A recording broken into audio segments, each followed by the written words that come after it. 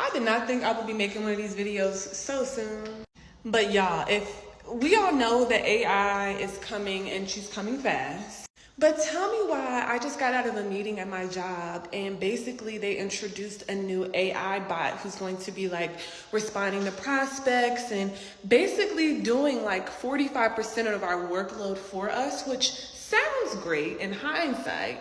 But in my mind, I'm thinking, great. So we probably got a good 3 to 6 months before y'all get a new bot who can do the other 45 or 50% of the work that needs to be done and get rid of all of us.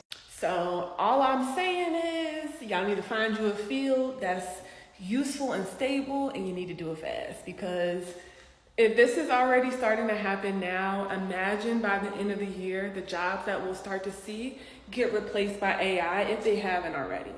Between this and the election, I don't know, y'all, things are looking a little crazy. Hi, welcome to this African Perspective. Thank you for stopping by. Okay, so the videos we're going to be checking out today is actually videos about how AI is taking over, like it's going to be taking over some people's jobs, and some people will actually be out of jobs. And it's just so many rants and people actually having like this fear and feeling like, oh my god, like it actually can be happening, it's happening, and it will happen more and more. And some people have actually been having like predictions on how they feel like in 2027 it's going to get worse. Evidently, we can actually see for servers, they can just get some robots and they will just work and actually serve people food. We are just guessing and seeing what might happen and what these companies might actually do, because they would love to actually keep so much profit. But we're just going to be checking out this video and see what people have to say about it and what they think about the situation. But before we get right into this video, please don't forget to click the like button. It helps with the algorithm and I appreciate that so much. Subscribe to the channel if you're new here. Let's get right into it. What sort of jobs would be lost to AI? Basically chauffeurs, truck drivers, and many jobs that seem a little bit complex.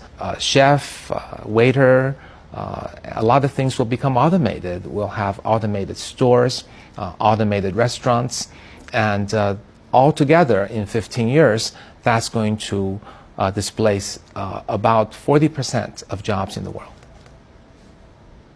40% of jobs in the world will be displaced by technology? I would say displaceable. People, as in humans, are becoming needed lesser and lesser these days. I just walked up to a fast food restaurant and I saw the sign, see the times that they're supposed to be open. They're supposed to be open. Go to the door and the door is locked. I see one of the workers working on the inside of there, but they see me trying to open the door but don't say anything to me.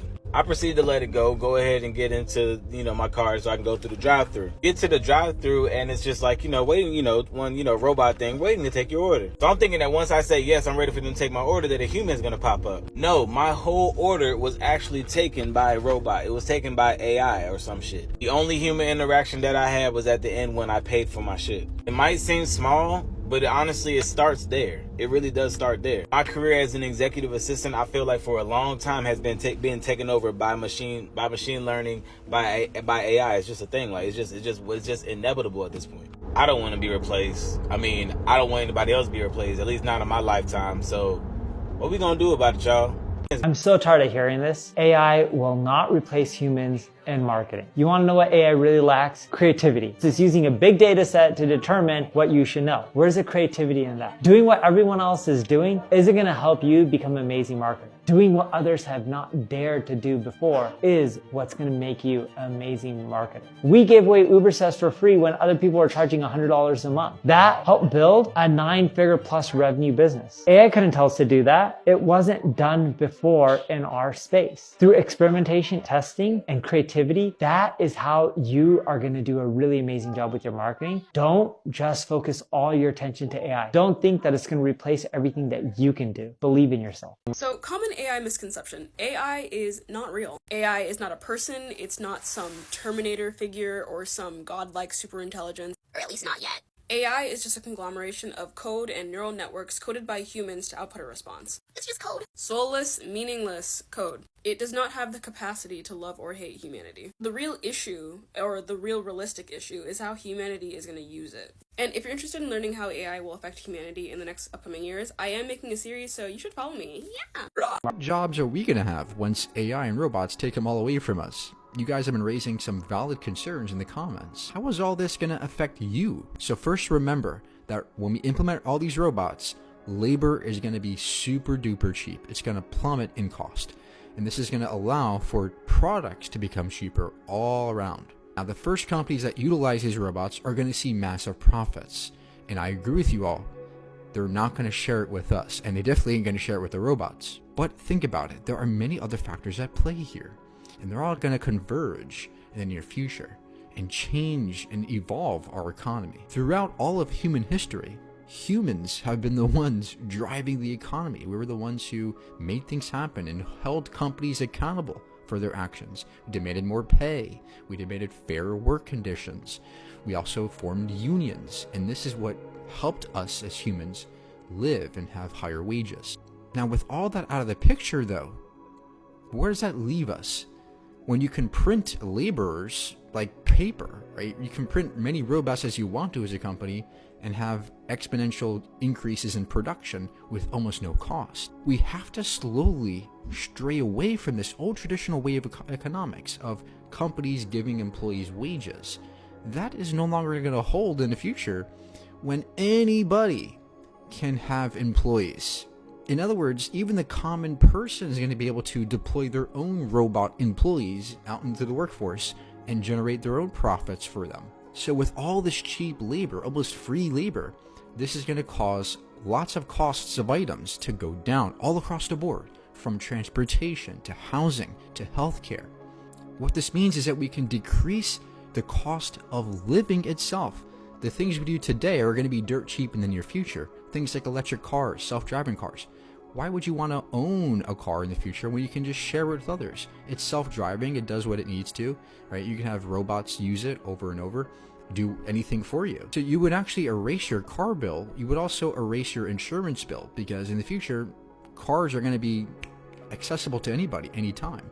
We're also going to see decrease in energy costs as solar and wind become more prevalent, because a lot more robots are going to be deployed, enabling them to produce these things for us. So those are also going to be shared. Housing costs will decrease as we do more 3D printing of houses. There's new neighborhoods being developed with all 3D printed homes.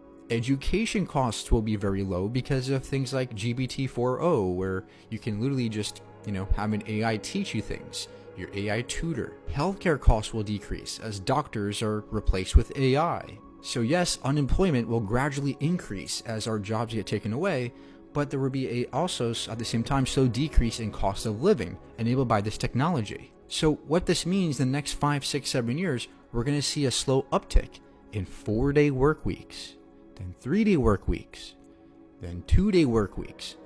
Slowly but surely there'll be less and less work out there for humans. And at the same time, it will be up to governments and people to demand things like universal basic income and perhaps even UBS, universal basic services.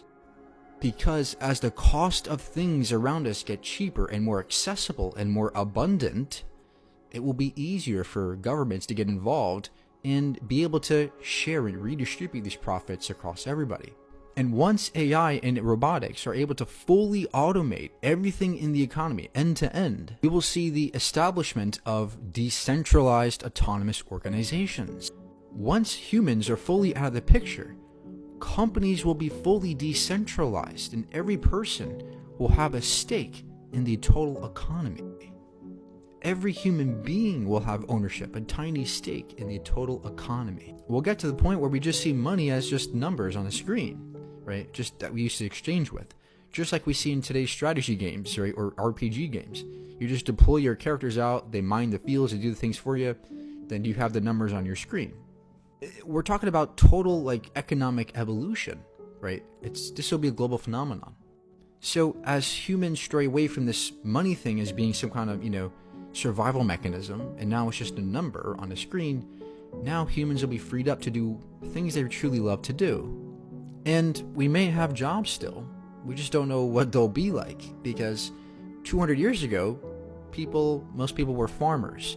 They could have never imagined that 200 years in the future, people will be having jobs by talking to a screen or, typing things on a computer. Nobody 200 years ago would have ever thought that would be a job, a way of living. So perhaps in the future, our jobs will be more freeing, more passion dependent, and not, survival dependent. What we're seeing is a trend in abundance. As technology grows, abundance grows. We are way more abundant today than any time in the past. Think of what I can do right now on this computer, on this phone. I can generate an entire business through my phone. Nobody 100 years ago could have even imagined doing that. Look at the abundance levels we have today, and the future will continue this trend. Our production in the future for the average typical person will be even orders of magnitude greater than what we see today. It's just hard to tell what that will be like. But it seems like we're headed for a very incredible revolution in our global economy. But this doesn't mean we're going to be happier in the future. Happiness is subjective. You can be happy today. I can right now decrease my quality of life, go live somewhere out there in the boondocks, and be happier. Right? But something about the human being wants to continue, wants to be challenged, wants to continue at the edge of what's possible. We're looking for happiness, but maybe it's already here. Maybe happiness is always attainable. It just takes perspective. For years and years, we've always had fear, or whenever like something is about to be created, something new, be it like when computers were created first, stuff like that, like there's always fear, like, oh my god, what is this gonna do? Is this gonna do something? And I actually had a conversation with my friend one day. We were just like driving, and then we saw, we were talking about Tesla cars and how most of them, it's just like an automated car where you can just sit down there and the car just drives you to wherever you want to go to. So we were just thinking about it, and I was like, we kind of fear that, because I feel like at the end of the day, like those things are actually machines and they could break down. Like everything that's like electronic, they actually break down sometimes. Like sometimes they might just glitch, and who knows, you might actually get into an accident. I was just thinking, like, we were just talking about the whole thing, and I'm like, yeah, it's really scary, because if I sit there, I'm sure I'm not going to fall asleep. Like, some people would be like, oh, I can just fall asleep and stuff like that. I'm like, no, there's no way I'm going to fall asleep. I'll be so scared and worried. But then I'm like, what if people actually get used to it over time, and it's like they just work with it and nobody cares anymore? And even like, the AI start doing other stuff, like taking over people's jobs.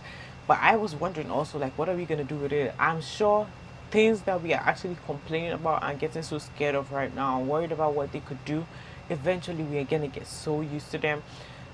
Maybe not us, maybe our children, maybe our grandchildren, maybe our the generations later, and so like generations far from now, all these things might be normal or even old to them. It's always a red flag to me when university professors are really concerned about AI. And I get that there are all of these ethical concerns about AI and plagiarism. It's always the professors who are like, oh, I'll know if you use ChatGPT. Like, first of all, I bet you wouldn't actually. And second of all, if people using AI to plagiarize for your assignments is such a consistent problem for you, maybe you need to come up with better assignments. ChatGPT can write something in your own voice, but you know what it can't do? It can't have self-reflective thoughts.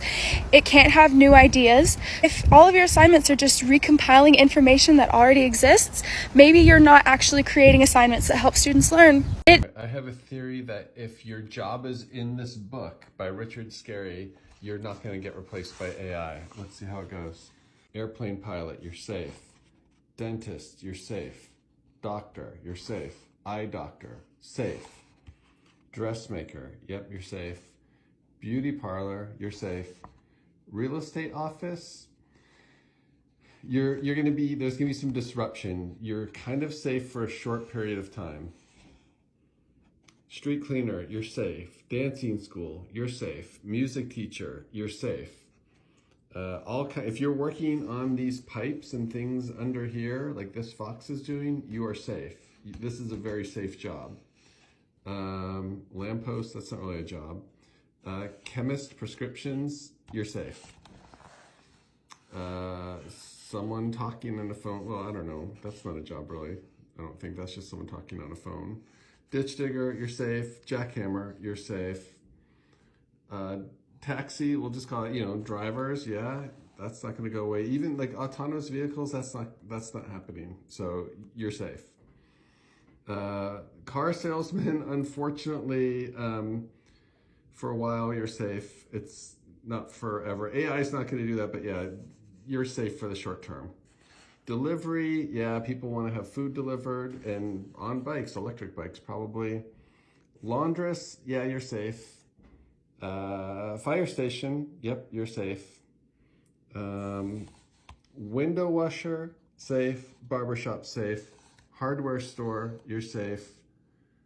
These are just people hanging out. They're probably like, they have like recording TikToks or something. They're not listed, they might not be safe. Okay, I just realized I missed one. Chimney sweep. So I don't know how to weigh in on this one. Like, I don't think chimney sweep jobs are gonna go up or down based on AI. I think it's gonna be the same. So yeah, you're safe. This is the most important line on this whole page. And what do you do? Are you a good helper? Are you a good helper? Let's get to a news alert now on Walmart. CNBC.com's Melissa Repko joins us on the news line from Walmart's meeting in Tampa, Florida, not Arkansas. The other main announcement to come out today was that they plan to make a big automation push. By the end of the fiscal year for 2026, they expect to have roughly 65% of its stores serviced by automation. And today, one of the highlights of the investor event was giving a tour of a distribution center that has a bunch of robots powering both the breakdown of pallets and putting together pallets that ultimately take all the types of groceries and merchandise to stores in a more efficient way that Walmart said will boost profit. You know how like a bunch of jobs are getting taken over by AI? Content creators or like social media platform people who earn all their money on social media. Wouldn't AI be good enough to take over their job? I feel like that's one of the easiest jobs to take over, actually. It's all already online. There's already so much content creation out there that they can like take information from, that all of our feed is practically just going to be like AI generated. We already have like deep fakes of people talking, so why can't they make more of them? And I'm sure it's just going to advance and become better.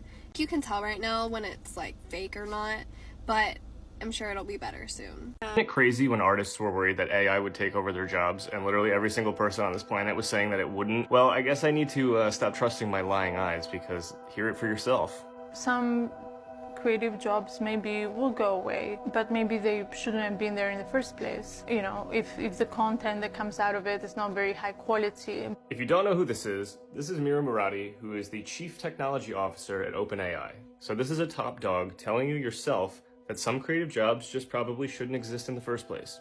Not only that, this whole idea nowadays that everything has to be about equity, listen to how she describes what creativity means to her in the first place. Right now, you know, if you think about how humans consider creativity, we see it as sort of this very special thing that's only accessible to these very few talented people out there. And these tools actually make it lower the barrier for anyone. Let's also lower the bar, because I would like to become a doctor, and we probably know that AI will be really good at diagnosing illnesses. Or better yet, you know it's going to be amazing at crunching numbers, so everyone's an accountant now.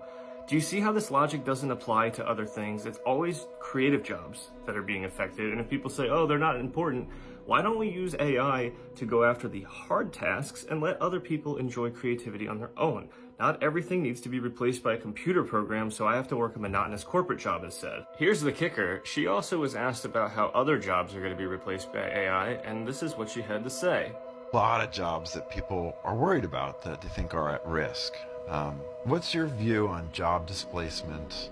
Should people be really worried about that? And which kind of jobs? Yeah, I mean, the truth is that we don't really understand the impact that AI is going to have on jobs yet. And the first step is to actually help people understand what these systems are capable of, what they can do, integrate them in their workflows, and then start predicting and forecasting. So that's really funny, because earlier in this interview, when asked about the security and ethical standpoint and societal impacts of AI, she said, oh, these are not afterthoughts. These are things that go directly in tandem with the development of these technologies. So which is it? Do you plan on these impacts while you're developing the technology, or do you have no idea how this is happening and you just kind of go along with it and think about it after the fact? I'm just so sick of the gaslighting. I don't understand why people keep saying this isn't happening when the Chief Technology Officer of OpenAI is telling you to your face.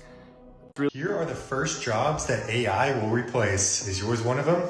So the first we have are tech jobs. So being a former software developer, this does bother me a little bit, but I'm not too worried because while AI will replace some programmers, it's also going to open up tons of other jobs if you can master AI. Just like this AI manager job that pays over $900,000 a year that Netflix just caught a lot of heat for. And the second one is media jobs.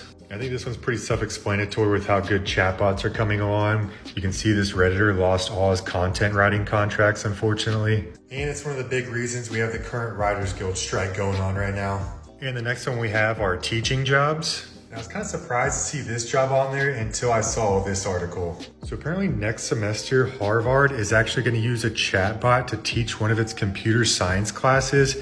And I guess this kind of makes sense when you consider how much AI is already used by students in class. And the last one is customer service jobs. And with how fast AI voices are progressing, in 10 years, you might not realize if you're talking to a human being or a robot.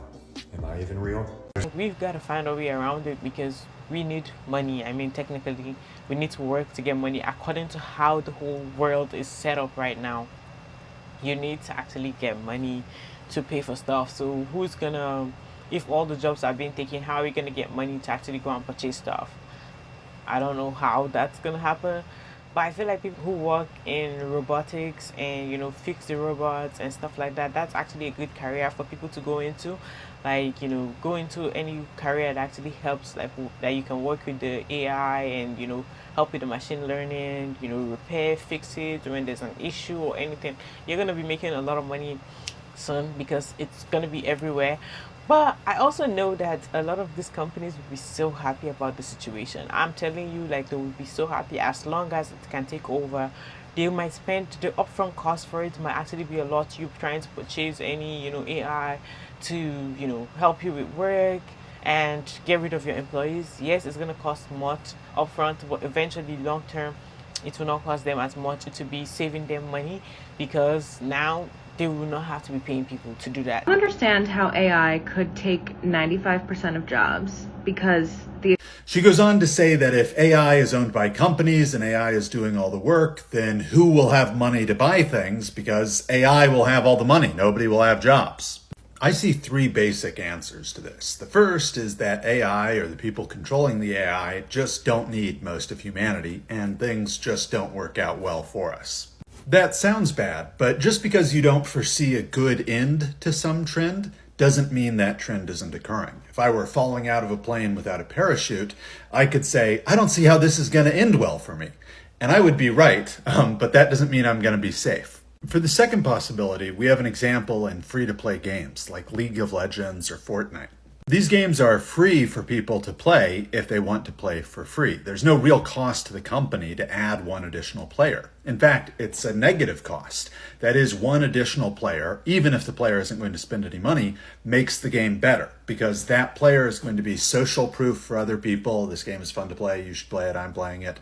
That player is going to be teammates or opponents for the people who are actually paying.